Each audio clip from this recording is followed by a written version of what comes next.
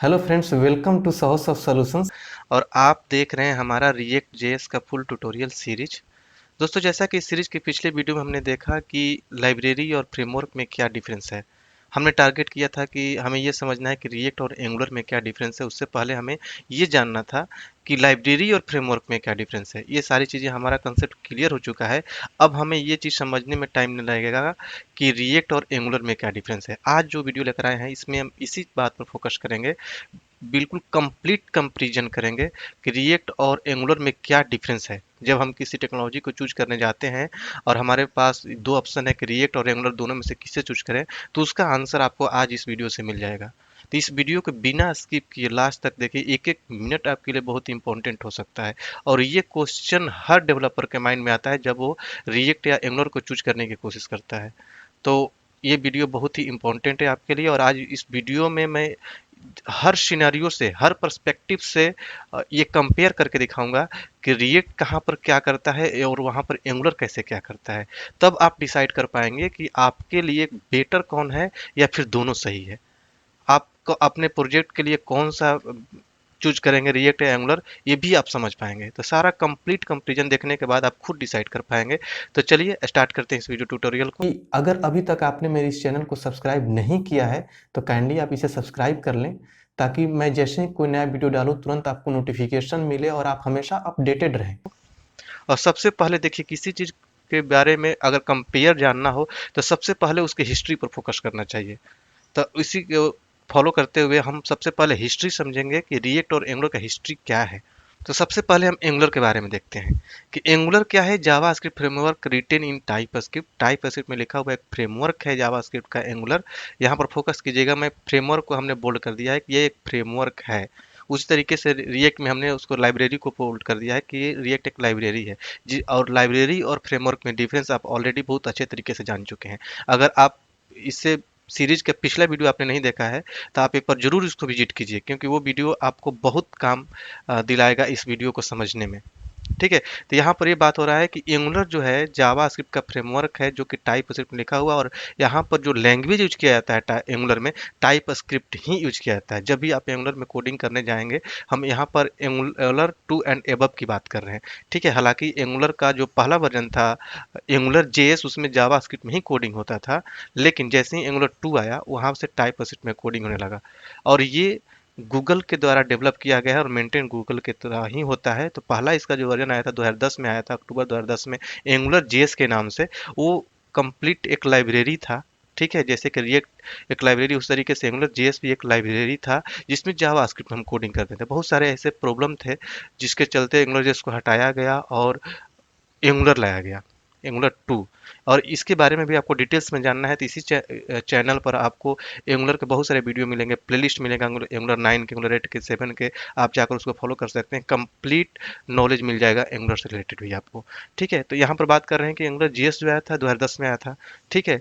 और एंगुलर 2 आया जब, एंगुलर 2 सितंबर 2016 में आया। ठीक है। वहीं पर जब हम रिएक्ट की बात करते हैं तो रिएक्ट एक जावास्क्रिप्ट लाइब्रेरी है। एंगुलर क्या था? JavaScript framework. रिएक्ट एक जावास्क्रिप्ट लाइब्रेरी है और develop and maintained by Facebook. Facebook का नाम तो आप लोग सभी लोग जानते ही हैं। तो फेसबुक के द्वारा डेवलप किया गया और मेंटेन भी फेसबुक के द्वारा ही किया जाता है।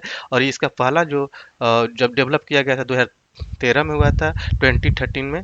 और इसको हम फेसबुक के नेम से ही जानते हैं। बहुत लोग फेसबुक रिएक्ट डॉट जेएस बोलते हैं, कोई बहुत लोग फेसबुक रिएक्ट जेएस बोलते हैं, बहुत लोग इसको रिएक्ट जेएस भी बोलते हैं, बहुत लोग रिएक्ट डॉट जेएस बोलते हैं। ठीक है। जिसका डिफिनीशन हमने और जिसके बारे में हमने पिछले एक वीडियो मैंने समझाया भी आपको। ठीक है। ये तो हुआ आपका हिस्ट्री की बात कि कौन सा कब डेवलप हुआ। इससे आपको कंपेयर करने में आसानी नहीं होगा। ये बस जस्ट एक हिस्ट्री था। अब हम बात करेंगे दोनों में डिफरेंसेज के बारे में। ठीक है। दोनों के डिफरेंसेस जानने के लिए हमें थोड़ा सा हिस्ट्री जानना था। इसीलिए मैंने आप लोग को थोड़ा सा हिस्ट्री के बारे में बताया ताकि आपको पता चल जाए कि कब कौन सा डेवलप हुआ था। बहुत सारे लोगों के माइंड में भी होता है कि ये पहले आया था तो उसके कुछ प्रॉपर्टीज को इनहेरिट करके इन्होंने ऐसे बनाया, कौन सा पहले आया था, इसलिए बताना हमारा फर्ज था। उसके बाद अब हम बात करके architecture of react and angular. यहाँ पर पहला आता है फ्रेमवर्क वीएस लाइब्रेरी। ठीक है। एक तो एंगुलर फ्रेमवर्क है। ठीक है। और यहाँ पर सबसे पहले हम एंगुलर की बात करते हैं। देखिए, अगर कभी भी रिएक्ट और एंगुलर की बात किया जाए तो इसमें बहुत सारे सिमिलरिटीज भी हैं और बहुत सारे डिफरेंसेज भी हैं। ठीक है, हम डिफरेंसेज की बात कर रहे हैं तो यहाँ पर सबसे पहले हमारा ये आता है कि एंगुलर एक फ्रेमवर्क है और फुल फ्लैक्ड MVW फ्रेमवर्क है। एम भी मतलब मॉडल व्यू और वाटेवर होता है, डब्ल्यू का मतलब यहाँ पर कुछ भी ले सकते हैं। ठीक है, और रिएक्ट क्या होता है, जावास्क्रिप्ट की लाइब्रेरी है जस्ट फॉर व्यू। इससे केवल व्यू जब जो भी होता है MVC मॉडल व्यू कंट्रोल, उसमें जो व्यू होता है उसी के लिए यूज किया जाता है रिएक्ट। जस्ट एक लाइब्रेरी है।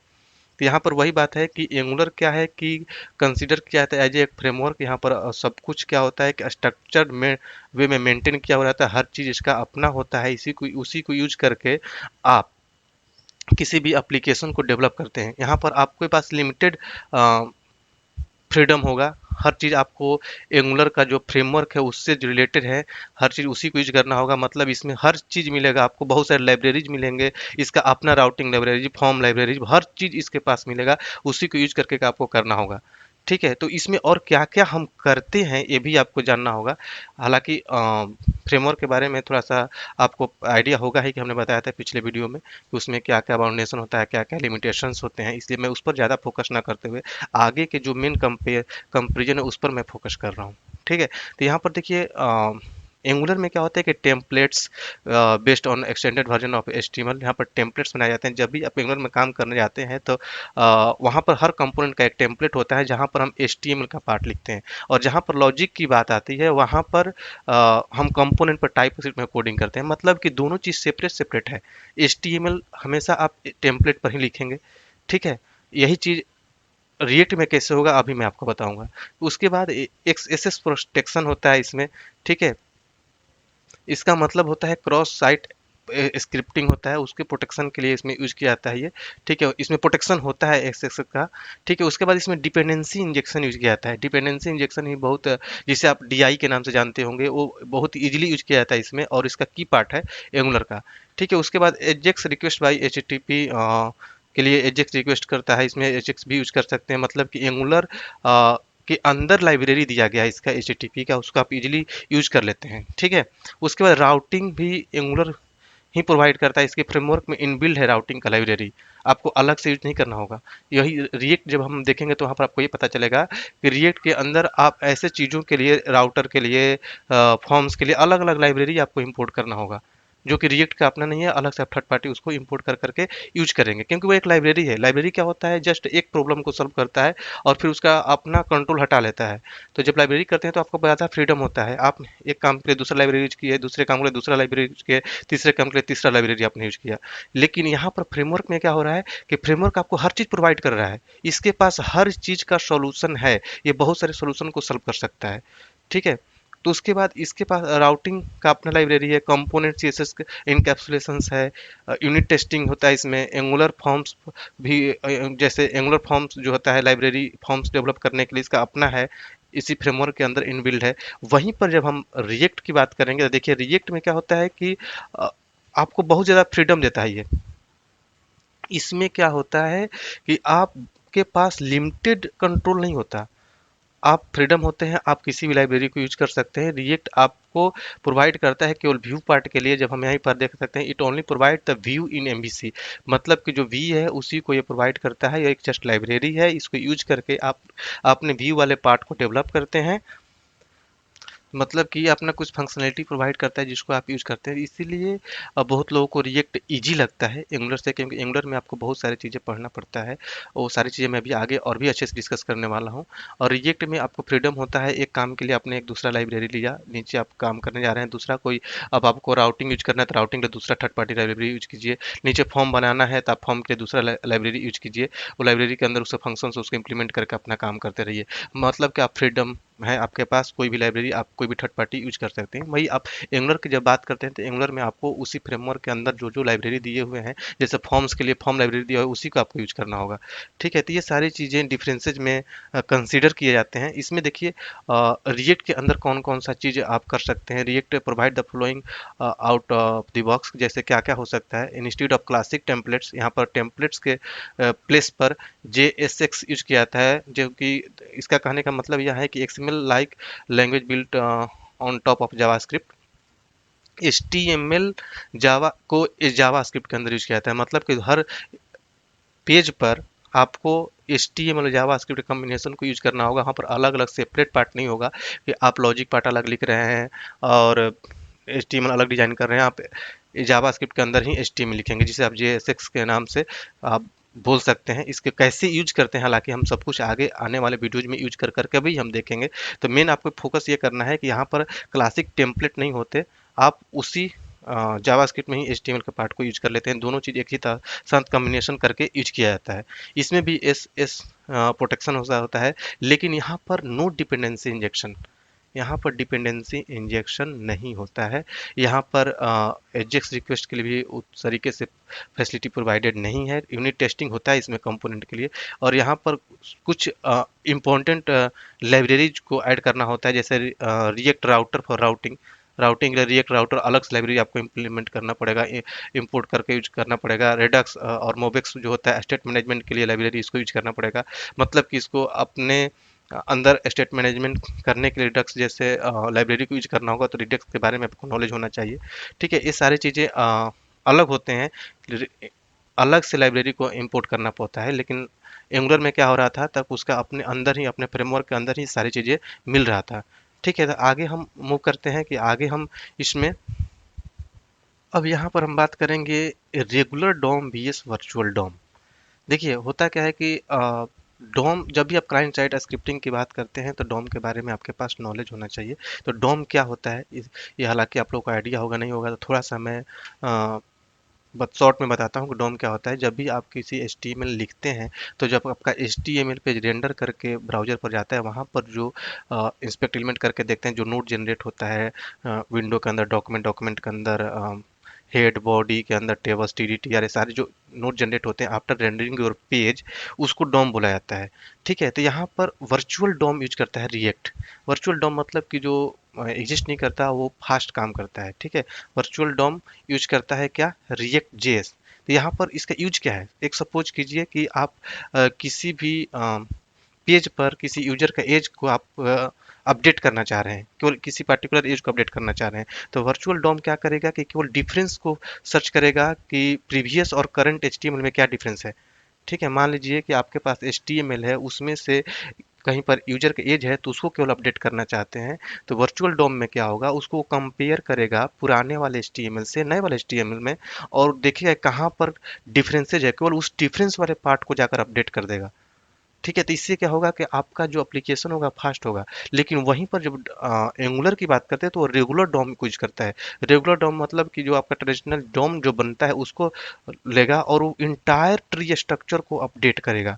केवल एज, यूजर की एज को अपडेट करने के इंटायर ट्री स्ट्रक्चर को अपडेट करेगा, जब तक उस यूजर की एज तक ना पहुंच जाए। ठीक है, ऊपर से अपडेट करते आएगा, यूजर के एज को मिलेगा, उसको अपडेट कर देगा। तो ये क्या होगा, थोड़ा सा लिटिल बिट स्लो होगा। यहाँ पर देखिए छोटे पेज पर तो आपको उतना समझ में नहीं आएगा।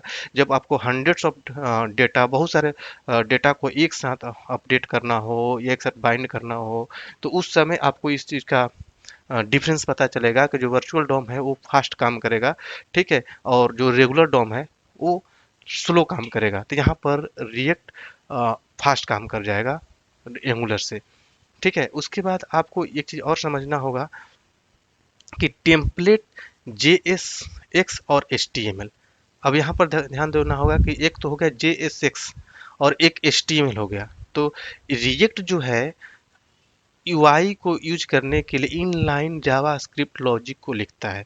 मतलब कि HTML में ही इनलाइन जावास्क्रिप्ट के लॉजिक को भी लिखा जाता है। इसके लिए सेपरेट सेपरेट पार्ट नहीं होता है, जिसके रिजल्ट को आप JSX बोल सकते हैं।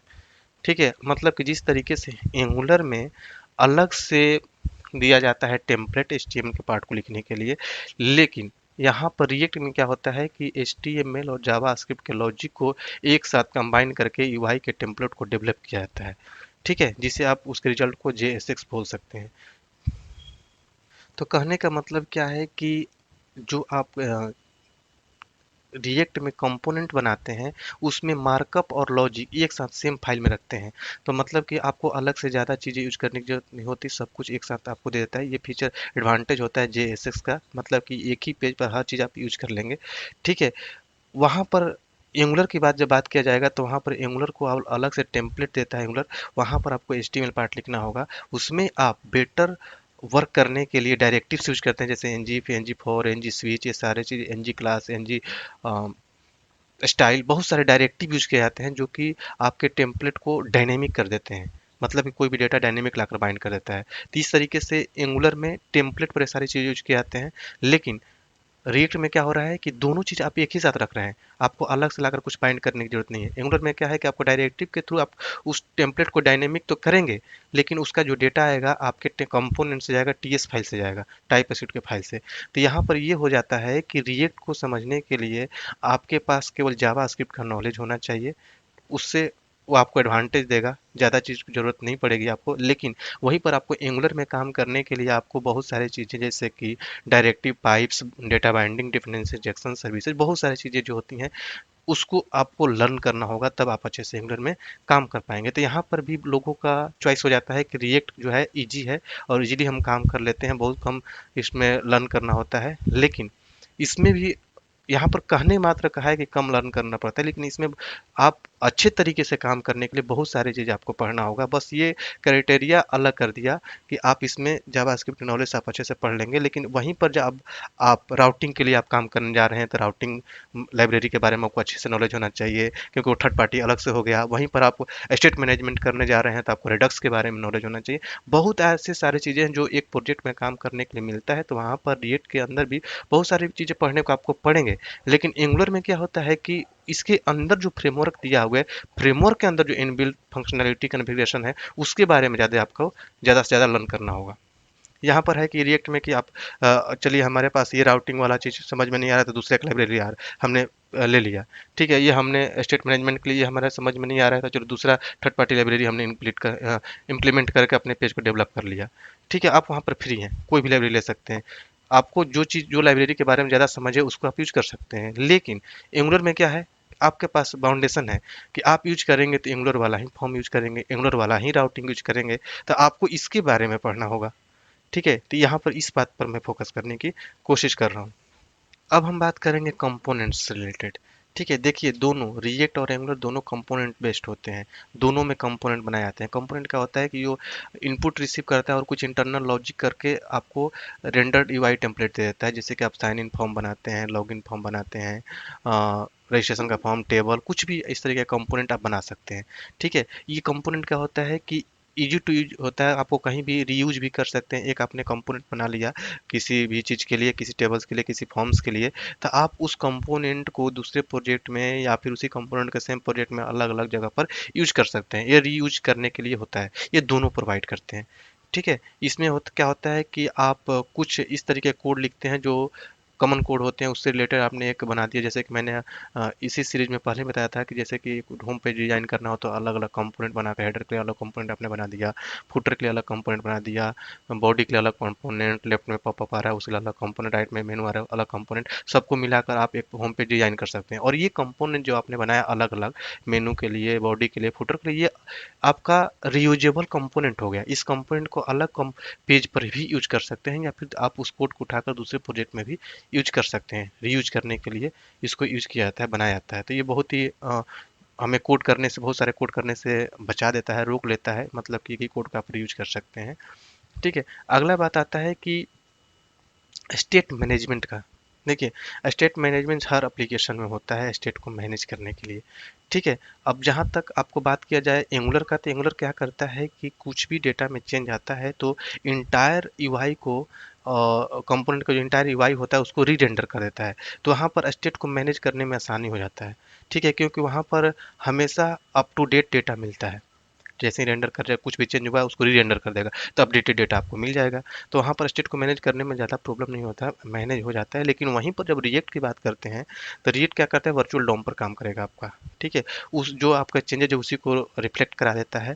तो यहाँ पर क्या होता है कि स्टेट को मैनेज करने के लिए आपको रिडक्स पढ़ना होगा। ठीक है, रिडक्स एक लाइब्रेरी है, इसको भी आपको पढ़ना होता है। आपको रिएक्ट में स्टेट को मैनेज करने के लिए, यही इसका सॉल्यूशन है। तो यहाँ पर देखिए आपको अलग से थर्ड पार्टी इसको पढ़ना होगा, तब आप एंगुलर रिएक्ट में आप किसी प्रोजेक्ट में स्टेट को मैनेज कर पाएंगे, और बिना स्टेट मैनेज के आप कोई प्रोजेक्ट अच्छे से नहीं बना सकते हैं। हालांकि एंगुलर में भी अलग से इस तरीके के एनजीआरएक्स जो होते हैं उसको मैनेज करने के लिए, स्टेट को मैनेज करने के लिए किया जाता है, लेकिन छोटे तौर पर आपको ज़रूरत नहीं है रिडक्स पढ़ने का। ठीक है, एंगुलर में रिडक्स की जरूरत नहीं पड़ती छोटे तौर पे आपको, लेकिन वहीं पर आपको बहुत बड़ा एप्लीकेशन, लार्ज इनफ साइट का एप्लीकेशन है, तो वहाँ पर भी इस तरीके के लाइब्रेरीज को पढ़ना होगा, उसको इम्प्लीमेंट करना होगा एंगुलर में भी। ठीक है, लेकिन आप रिएक्ट में आप छोटा सा एप्लीकेशन बनाइए या बड़ा एप्लीकेशन बनाइए, दोनों ही केसेस में आपको रिडक्स के बारे में नॉलेज होना चाहिए। ठीक है, उसके बाद हम आगे बात करते हैं डेटा बाइंडिंग के बारे में। देखिए डेटा बाइंडिंग भी की फीचर होता है किसी भी एप्लीकेशन के लिए। हम कोई भी एप्लीकेशन डेवलप करते हैं तो वहाँ पर डेटा ही होता है। आप स्टैटिक एप्लीकेशन बनाते हैं तो वहाँ पर भी डेटा दिखाते हैं। कोई आप रजिस्ट्रेशन का फॉर्म लिया, फूड ऑर्डरिंग का आपने पेज बनाया, तो वहाँ पर भी डेटा को गैदर कर रहे होते हैं। तो डेटा जो होता है उसको बाइंड करने का भी एक प्रोसेस होता है, प्रोविजन होता है, किस तरीके से डेटा को आप बाइंड करेंगे। अब यहाँ पर ये बात आता है कि दोनों जो टेक्नोलॉजी है, जो एक लाइब्रेरी और फ्रेमवर्क है, दोनों किस किस डेटा बाइंडिंग को सपोर्ट करता है। ठीक है, तो एंगुलर क्या करता है कि वन वे डेटा बाइंडिंग और टू वे डेटा बाइंडिंग दोनों को सपोर्ट कर लेता है।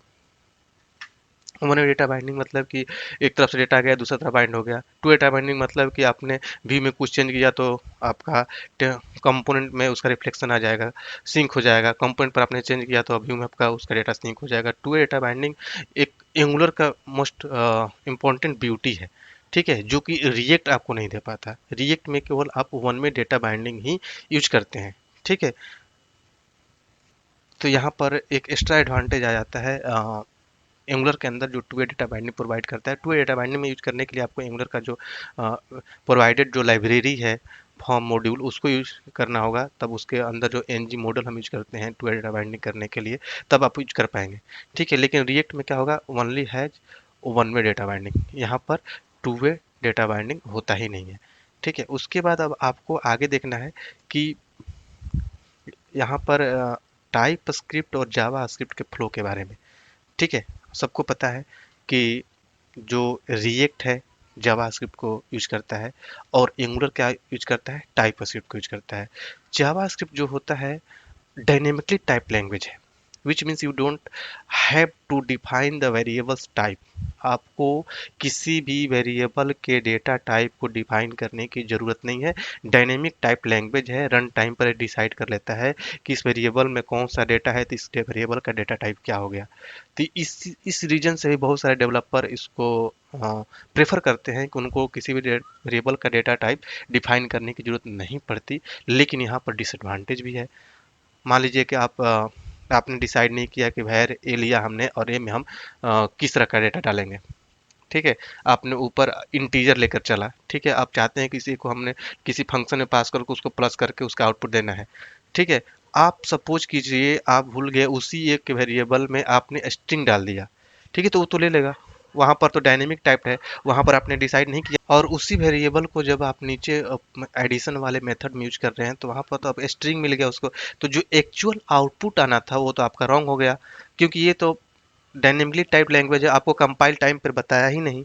ठीक है, कंपाइल टाइम पर बताया ही नहीं, आपको एरर शो नहीं कराया। एरर कब पता चला, आपको रन टाइम पर जाकर पता चला कि हमारा एक्चुअल जो आउटपुट आना था वो नहीं आया है। आपके लिए टाइम तो बचाता है कि आपको सोचने नहीं देता है कि आपको कौन से टाइप का वेरिएबल लेना है, लेकिन इसका डिसएडवांटेज भी हो सकता है आपके प्रोजेक्ट में। वहीं पर जब हम एंगुलर की बात करते हैं तो यहाँ पर टाइप स्क्रिप्ट है, जो कि जावास्क्रिप्ट का सुपरसेट होता है, और ये एब्स्ट्रैक्टली टाइप लैंग्वेज है। मतलब कि आपको कंपाइल टाइम पे ही डिसाइड कर लेना होता है कि हम इस वेरिएबल में कौन सा वैल्यू डालने वाले हैं। यहाँ पर आप किसी वेरिएबल का टाइप डिफाइन कर देंगे, तो अब उस वेरिएबल, आप मान लीजिए वहाँ पर नंबर, एरे, स्ट्रिंग होता है, भैर ए उसको नंबर टाइप बना दिया, तो उस ए में आप स्ट्रिंग अब डाल ही नहीं सकते, वो एरर तुरंत बता देगा। तो इससे क्या होता है कि रन टाइम पर जो एरर आने वाले होते हैं उससे हम पहले ही बच जाते हैं। कंपाइल टाइम पे ही हमें पता चल जाता है कि क्या एरर आने वाला है, क्या एरर आ रहा है। ठीक है, उसको हम यहीं पर ठीक कर लेते हैं। ठीक है, तो इससे क्या होता है कि हमारा टाइम भी बच जाता है कि जो रन टाइम पर एरर आने वाला था उसको हम फाइंड आउट करते हैं कैसे आ रहा है, क्यों आ रहा है। ठीक है, ये हमारे पर कंपाइल टाइम पर बता दिया। स्टैटिक टाइपिंग लैंग्वेज होने के चलते हम यहाँ पर डिफाइन करना होता है हर वेरिएबल का डेटा टाइप, कि जो उस टाइप को, उसी टाइप के वैल्यू को लेगा। ठीक है। टाइप का पर्पस ये भी होता है कि प्रोग्रामर को ऑब्जेक्ट ओरिएंटेड बैकग्राउंड से होना चाहिए, थोड़ा सा उसके कंसेप्ट के बारे में भी आपको आइडिया होना चाहिए। ठीक है। वहीं पर आप जावास्क्रिप्ट में रिएक्ट में काम करते हैं तो उसके कंसेप्ट का ज़्यादा नॉलेज नहीं भी होता, आप वहाँ पर इजीली सर्वाइव कर जाते हैं और उसको इजीली यूज कर लेते हैं। ठीक है। अब आगे देखते हैं। तो अगला बात यह है कि देखिए रिएक्ट का जो प्रोजेक्ट है उसमें भी इनेबल किया जाता है टाइप चेकिंग को यूज करने के लिए। जो भी रिएक्ट प्रोजेक्ट होता है टाइप को चेक करने के टाइप चेकिंग इनेबल किया जाता है, जो कि फेसबुक के द्वारा डेवलप किया हुआ type checker static type checker होता है, उसको हम यूज करके उसमें टाइप चेकिंग करते हैं। ठीक है। वहीं पर एंगुलर में क्या होता है कि टाइप स्क्रिप्ट खुद प्रोवाइड कर देता है आपको कि उसको टाइप स्क्रिप्ट होने के चलते वहाँ पर अपने आप स्टैटिक टाइपिंग हो जाता है। आपको वहाँ पर अलग से कुछ यूज करने की और अलग से समझने की कोई ज़रूरत नहीं पड़ती, इनबिल्ट फंक्शनैलिटी है उसका। ठीक है। अब हम बात करेंगे कि mobile solution of React vs Angular. अगर आप एप्लीकेशन कोई डेवलप करने जा रहे हैं तो उसका ऐप भी बनाना होता है। आज के डेट में इंटरनेट के ज़माने में हर किसी के पास लैपटॉप हो या ना हो, मोबाइल जरूर होता है। तो हर क्लाइंट, हर कंपनी का ये मोटिव होता है कि जो भी उसका एप्लीकेशन डेवलप हो रहा है मोबाइल पर जरूर चले। ठीक है। ताकि ज़्यादा से ज़्यादा लोग यूज करें। ठीक है। तो रिएक्ट में भी आप मोबाइल के एप्लीकेशन को डेवलप करते हैं, एंगुलर में भी आप मोबाइल के एप्लीकेशन को डेवलप करते हैं। एंगुलर में मोबाइल एप्लीकेशन को डेवलप करने के लिए आपको आयोनिक फ्रेमवर्क यूज करना होता है मोबाइल के एप्लीकेशन को डेवलप करने के लिए। यहाँ पर ध्यान देना होगा कि ये एक व्यू कंटेनर होता है। यहाँ पर आप किसी भी आयोनिक को यूज करके किसी भी एप्लीकेशन का मोबाइल वर्जन बनाएंगे तो ये एक तरीके से व्यू ऐप होता है। ठीक है। थोड़ा सा ये स्लो चलता है। ठीक है। आपको पता नहीं चलेगा, लेकिन रिएक्ट का जो नेटिव है, ठीक है, वो इससे थोड़ा सा फास्ट चलता है। वहाँ पर आपको पता नहीं चलेगा लेकिन ये फास्ट चलता है क्योंकि ये completely truly native mobile application को यूज करता है रिएक्ट ऐप। ठीक है। React native. रिएक्ट में आपको देखिए, एंगुलर में आपको काम करने के लिए, एंगुलर में मोबाइल एप्लीकेशन को डेवलप करने के लिए आपको आयोनिक आना चाहिए। ठीक है। और रिएक्ट में आपको मोबाइल एप्लीकेशन को डेवलप करने के लिए रिएक्ट नेटिव आना चाहिए। ठीक है। ये चीज़ आपको अपने माइंड में रखना होगा। अगला चीज़ हम ये समझते हैं कि टेस्टिंग जो होता है रिएक्ट में और एंगुलर में किस तरीके से किए जाते हैं। ठीक है। जस्ट यूज किया जाता है फेसबुक में टेस्ट को करने के लिए, रिएक्ट के कोड को यूज करने के लिए जेस्ट नेम्स से जो फ्रेमवर्क है उसको यूज किया जाता है। ठीक है। और वहीं पर जब आप एंगुलर की बात करेंगे तो यहाँ पर जैस्मिन फ्रेमवर्क यूज किया जाता है टेस्टिंग के लिए। ठीक है। उसके बाद आप समझिए कि जो लर्निंग कर्व है रिएक्ट वीएस एंगुलर की, लर्निंग कर्व क्या है कि देखिए किसी भी टेक्नोलॉजी को अच्छे तरीके से ग्रैब करने के लिए, पढ़ने के लिए या फिर उसको डिसाइड करने के लिए कौन बेटर है, कौन सही है, कौन गलत है, तो उस पे आपको लर्निंग कर्व जो होता है, लर्निंग का पाथ जो होता है उसको भी समझना होगा। ये डिपेंड करता है, इसका आंसर आपका एक्सपीरियंस दे सकता है कि आप किस चीज़ में ज़्यादा फेमिलियर हैं। ठीक है। किस चीज़ में आप ज़्यादा फेमिलियर हैं, कौन सा चीज़ आप जल्दी सीख लेते हैं। ठीक है। तो ये आपकी एक्सपीरियंस पर डिपेंड करता है कि आप किस वे में जाना चाहते हैं। यहाँ पर आपको मैं ये बताने की कोशिश कर रहा हूँ कि रिएक्ट में काम करने के लिए आपको क्या क्या पढ़ना होगा और एंगुलर में काम करने के लिए क्या क्या पढ़ना होगा। ये आप खुद डिसाइड कर पाएंगे कि हमें इस तरफ जाना चाहिए, किस तरफ जाना चाहिए। अगर आप ज़्यादा टेक्निकली स्ट्रॉन्ग है, लॉजिकली आप बहुत ज़्यादा कुछ सोच सकते हैं, तो आप वहाँ पर एंगुलर में बहुत सारी चीज़ें लर्न करने के लिए होते हैं तो उसकी तरफ मूव जरूर कर जाएंगे।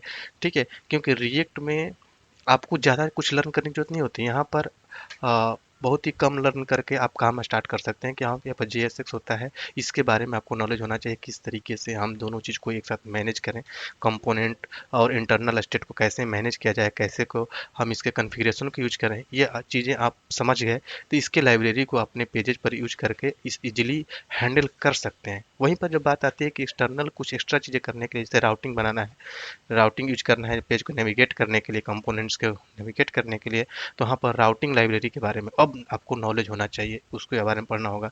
ठीक है। स्टेट मैनेजमेंट के लिए आपको रिडक्स के बारे में, मोवेक्स के बारे में जानना होगा। मतलब कि ये ऑप्शनल पार्ट हो गया, इसको यूज करेंगे। ठीक है।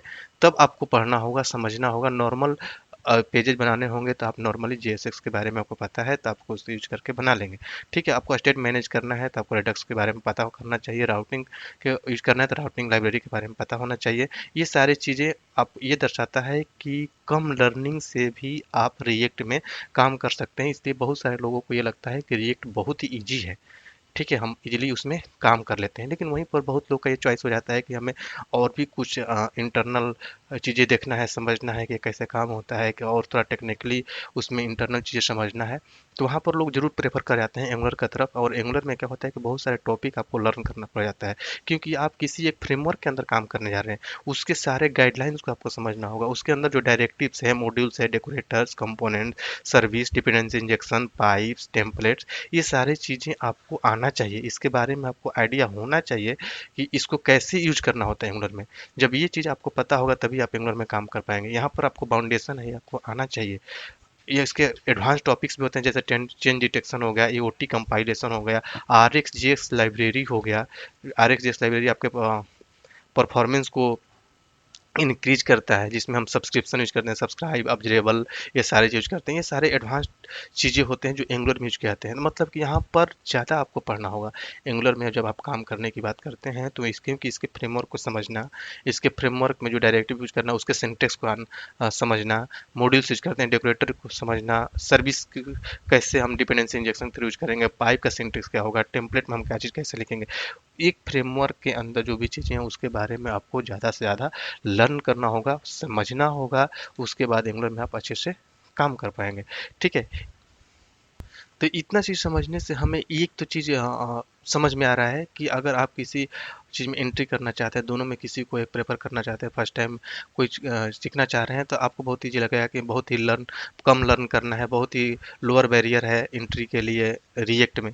ठीक है, और एंगुलर को आपको लगेगा कि यहाँ पर कुछ जब बहुत ज़्यादा पढ़ना होगा, तो एंट्री पॉइंट ऑफ व्यू से आपके लिए रिएक्ट सही भी है।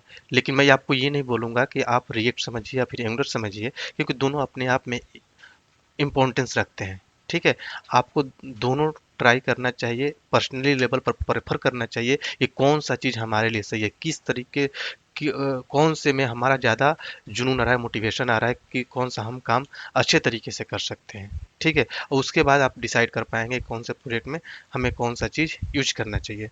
अब आगे इसमें समझिए कि पॉपुलैरिटी और ग्रोथ के बारे में, रिएक्ट और एंगुलर में कौन ज़्यादा पॉपुलर है और किस में ज़्यादा ग्रोथ है। जॉब प्रोस्पेक्टिव्स के बाद से बात हम करें जॉब के बारे में, कि किस में ज़्यादा जॉब मिल रहा है, किस में कम जॉब मिल रहा है, तो ये भी एक चॉइस चूज करने में हेल्प करता है कि किस में ज़्यादा जॉब है। ठीक है, जब हम कोई भी टेक्नोलॉजी पढ़ने आते हैं तो हमारे माइंड में आता है कि कौन सा दोनों में कौन सा जो टेक्नोलॉजी है ज़्यादा ट्रेंडिंग में है, किस में ज़्यादा जॉब मिल रहे हैं। ठीक है, तो इसके बेस पर भी आप कोई भी जॉब, कोई भी लैंग्वेज चूज कर सकते हैं। देखिए, यहाँ पर भी आपको ध्यान रखना होगा, कोई ज़रूरी नहीं है कि आज अगर रिएक्ट आगे चल रहा है तो आगे भी रिएक्ट ही आगे रहेगा। हो सकता है एंगुलर निकल जाएगा, या फिर आज एंगुलर आगे है तो एंगुलर ही आगे रहेगा। डिपेंड करता है मार्केट के स्ट्रेटेजी पर, कि मार्केट में भी क्या है। लोकेशन वाइज भी अलग अलग आपके डिफरेंसेस मिलेंगे। किसी लोकेशन में रिएक्ट का ज़्यादा डिमांड है, किसी लोकेशन पर एंगुलर का ज़्यादा डिमांड है। तो अभी आप अगर गूगल पर भी सर्च करते हैं तो आपको ये आइडिया लगेगा कि इंडिया में एंगुलर आगे चल रहा है, और इंडिया के बाहर की बात करेंगे तो वहाँ पर रिएक्ट आपको आगे दिखेगा। ठीक है, तो इसका मतलब ये नहीं कि जो चीज़ आगे चल रहा है वो हमेशा ही आगे रहेगा। जब दोनों ये लैंग्वेजेज नहीं थे, रिएक्ट भी नहीं था, एंगुलर नहीं था, तभी आपके एप्लीकेशन डेवलप होते थे, अलग लैंग्वेजेज हम पढ़ते थे। उसके बाद ये दोनों आया। हो सकता है कि आगे आने वाले समय में ये दोनों ना रहे तो कोई और इससे भी अच्छा लैंग्वेज आ जाए। तो इस सारी चीज़ों के ग्रोथ और पॉपुलैरिटी के बेस पर आप डिसाइड नहीं कर सकते कि हमें क्या सीखना चाहिए। ठीक है, आपको वहाँ पर ये चीज़ समझना होगा कि हमें किस चीज़ में ज़्यादा नॉलेज है, ज़्यादा जून है, किस में हम ज़्यादा लर्न कर पा रहे हैं जो आगे हमारे फ्यूचर में काम आएगा। इस चीज़ पर आपको ज़्यादा फोकस करना चाहिए। ठीक है, ऐसे चॉइस आपका है कि किस में एंट्री बैरियर कम है, किस में एंट्री करने में ज़्यादा पढ़ना नहीं होगा, वो तो आपका पर्सनली डिसीजन होगा। लेकिन ये हमारा रिकमेंडेशन होगा कि आप दोनों को अच्छे से समझिए, आप इस चीज़ को एनालाइज कीजिए कि हम इसमें क्या बेटर कर सकते हैं, जो कि हमारे आने वाले फ्यूचर में भी वो चीज़ हमेशा काम आते रहे। ठीक है, टेक्नोलॉजी हमेशा आते रहते हैं और जाते रहते हैं। हो सकता है ये दोनों हमेशा रहे, हो सकता है इससे अच्छा आ जाए और इन दोनों को हटा दे। ठीक है, तो उस लेवल का आपको सोचना होगा। ठीक है, अब आगे समझिए, इसमें हम कुछ ऐसी भी चीज़ें आपको दिखाएंगे कि कौन सा जो दोनों में लैंग्वेज है ज़्यादा लोग चाहते हैं उसको, कौन सा लोग बोलते कौन सा दोनों में लैंग्वेज है, कहाँ पर बोलते हैं कि बहुत ही फाड़ू लैंग्वेज है इस तरीके से, और कौन से लैंग्वेज को वांटेड में है, मतलब वांट कर रहे हैं इसको, ठीक है। तो इसके बारे में भी हम आपको अभी दिखाते हैं कुछ 2019 के सर्वे के अनुसार, ठीक है। लव्ड में मतलब कि सबसे ज़्यादा चाहने वाला जो लैंग्वेज है ये आपका है, जिसमें कि दूसरे नंबर पर रिएक्ट है। ये सर्वे 2019 का है, अभी ये सर्वे चेंज भी हो गया होगा, ठीक है। ये 2019 का सर्वे बता रहा हूँ, वहाँ पर 9th नंबर पर आपको एंगुलर दिखेगा, ठीक है। जब लव्ड की बात करेंगे, वही ड्रेडेड की बात करेंगे, मतलब कि लोग बोलते हैं कि बहुत ही किलर लैंग्वेज है, बहुत ही फाउल लैंग्वेज है, उस तरीके से नज़रिए से देखने के बाद आपको पता चलेगा कि एंगुलर ये चौथे नंबर पर है, और ये आपको यहाँ पर 9वें 10वें नंबर पर मिलेगा, ठीक है। यहाँ पर एंगुलर आगे निकल जाता है। फिर उसके बाद जैसे ही वांटेड वाले कैटेगरी में देखेंगे तो रिएक्ट सबसे टॉप पर आपको दिखेगा, और एंगुलर आपके चौथे नंबर पर दिखेगा। तो ये जो सर्वे होते हैं ऊपर नीचे होते रहते हैं टाइम पर टाइम, और ईयर बाय ईयर।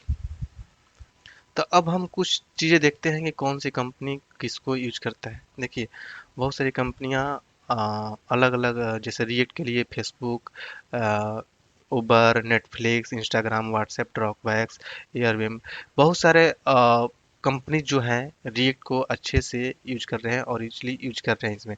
वहीं पर आप जब एंगुलर की बात करेंगे, Google, Nike, General Motors, H B O, Sony, ये सारे एंगुलर को यूज करते हैं।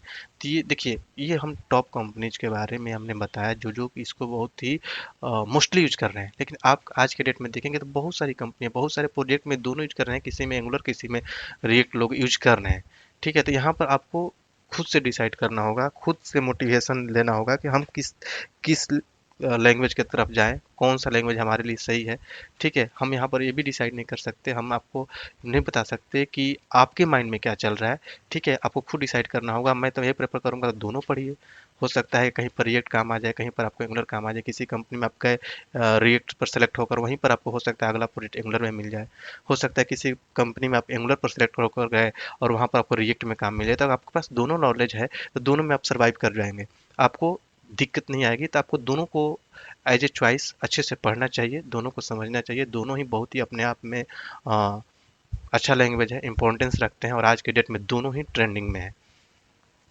तो यहाँ पर आप लोग को क्लियर हुआ होगा कि दोनों में क्या डिफरेंसेज है। अब इस चीज़ को आप अच्छे से एनालाइज कीजिए। अगर आप किसी कंपनी में आप रिएक्ट पर काम कर रहे हैं तो रिएक्ट के बारे में आप लोग अच्छे से पढ़िए। अगर आप बिगिनर हैं, आप करियर बनाना चाहते हैं, तो आपको हमने दोनों का डिफरेंसेस, दोनों का फीचर्स बता दिया, ठीक है। अब आपके ऊपर डिपेंड करता है कि आप कौन सा लैंग्वेज चूज करते हैं या फिर दोनों पढ़ते हैं, ठीक है। अब हम अगले वीडियो में रिएक्ट के एडवांटेज, कि हम रिएक्ट ही क्यों यूज करें, उसका एडवांटेज क्या है, उसके फीचर्स क्या हैं, इसके बारे में आपके लिए बहुत ही अच्छे तरीके से वीडियो लेकर आएंगे, जिसमें बहुत ही एनालाइज करके लेकर आएंगे, जो आपके लिए बहुत ही बेनिफिशियल होगा। क्योंकि ये सीरीज जो है रिएक्ट के जेएस का है, और इसमें हम रिएक्ट से रिलेटेड हर वो टॉपिक कवर करेंगे जो रिएक्ट में यूज किए जाते हैं, और इसमें हम अलग अलग प्रोग्रामिंग हर वो चीज़ कवर करेंगे, बेसिक से लेकर एडवांस लेवल तक जो रिएक्ट में यूज किए जाते हैं, ठीक है। और यहाँ पर मैं आपको फिर एक बार बोलना चाहूँगा कि अगर आप बहुत ही डीपली और कॉर्पोरेट लेवल का नॉलेज लेना चाहते हैं, जिस तरीके से कंपनी में काम होता है, तो आप हमारा ऑनलाइन क्लास ज्वाइन कर सकते हैं, जिसमें हम बहुत ही कॉर्पोरेट लेवल का नॉलेज आपको प्रोवाइड करते हैं, जिसमें कि लाइव प्रोजेक्ट पर भी हम ट्रेनिंग देते हैं। तो आप हमारे वेबसाइट पर विजिट कर सकते हैं, जिसका लिंक इस वीडियो के डिस्क्रिप्शन बॉक्स में है, और आप वहाँ पर जाकर अपना बैच और कोर्स चूज कर सकते हैं। तो चलिए मिलते हैं अगले वीडियो में। इस वीडियो को ज़्यादा से ज़्यादा लाइक कीजिए, शेयर कीजिए।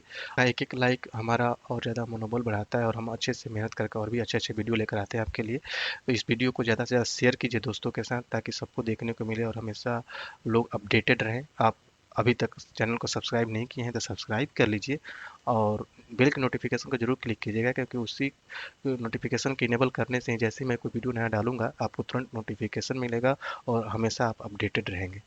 तो चलिए मिलते हैं अगले वीडियो में अगले टॉपिक के साथ, तब तक के लिए थैंक यू सो मच। तो दोस्तों हम ऑनलाइन ट्रेनिंग भी प्रोवाइड करते हैं। जिसमें कि ऑनलाइन क्लास होता है। घर बैठे आप कहीं से भी लाइव सेशन अटेंड कर सकते हैं, वहाँ पर अपना डाउट क्लियर कर सकते हैं, जो कि कॉर्पोरेट लेवल का होता है। रिएक्ट जेएस का भी हमारा ऑनलाइन क्लास चलता है, जिसमें कि रिएक्ट जेएस का पूरा कंसेप्ट पढ़ाया जाता है। उसके बाद इसमें लाइव प्रोजेक्ट पर भी ट्रेनिंग दिया जाता है। इसके जैसा ही एंगुलर का भी क्लास चलता है हमारा, जिसमें कि हम पूरा एंगुलर कवर करते हैं। उसके साथ ही हम लाइव प्रोजेक्ट पर भी ट्रेनिंग देते हैं। और इसके अलावा बहुत सारे जो कोर्सेज हैं जिसका हम ट्रेनिंग देते हैं कॉर्पोरेट लेवल का, जैसे कि मोंगोडीबी हुआ, फिर मेन डेवलपर का हुआ, जो मीन जो होता है उसका पूरा कंसेप्ट हम डिलीवर करते हैं। इसके अलावा बहुत सारे कोर्सेज हैं जिसके लिए हम ऑनलाइन ट्रेनिंग प्रोवाइड करते हैं, जैसे एज्योर हुआ। तो आप हमारे वेबसाइट पर विजिट कर सकते हैं, जिसका लिंक इस वीडियो के डिस्क्रिप्शन बॉक्स में है। आप वहां से जाकर देख सकते हैं कि कौन कौन सा कोर्स हम पढ़ाते हैं। और जो स्क्रीन पर अभी आपको मोबाइल नंबर दिख रहा है, इस पर कॉल करके अभी आप इंक्वायरी कर सकते हैं कि किस कोर्स का कमिंग बैच कब है। अभी इंक्वायरी कीजिए और अपने कैरियर को ऊंची उड़ान तक लेकर जाइए। तो मैं आपको यही कहना चाहूँगा कि अगर आप कॉर्पोरेट लेवल की नॉलेज रखना चाहते हैं तो आपको हमारा ऑनलाइन क्लास ज्वाइन करना चाहिए।